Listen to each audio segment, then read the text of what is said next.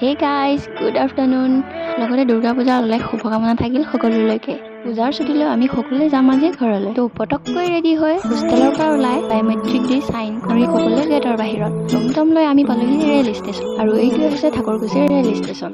Station পাই প্ৰথমতে ঠাকুৰকুছিৰ পৰা চাপৰমুখলৈ বুলি টিকেট কাটিলোঁ। তাৰ পাছত তাতে অলপ ইফাল সিফাল কৰি থাকিলোঁ আৰু 5 বাজিল আৰু আমাৰ ট্ৰেইন আহিল। ফাৰ্ষ্ট টাইম লোকেল ট্ৰেইনত চাফাৰ কৰিছোঁ। কেৱল মই নহয়, আমাৰ গোটেই ৰাইজমুখা।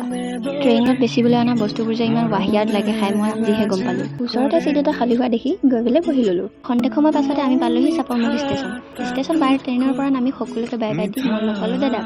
আৰু তাতে বেছি দেৰি কৰি নাথাকি আমাৰ স্কুটি ষ্টাৰ্ট দি আমি ঘৰৰ ফালে আগবাঢ়িলোঁ। আৰু এইফালে ৰহাত পুৰা জোৰ চোৰছে পূজাৰ আয়োজন চলি আছে। আমাৰ ওচৰৰ বাৰ পূজাটো সেই একেই। অলপ দূৰ আগে আহি আমি ঘৰ পালোঁ। ঘৰ সোমাই দেখিছোঁ একেই।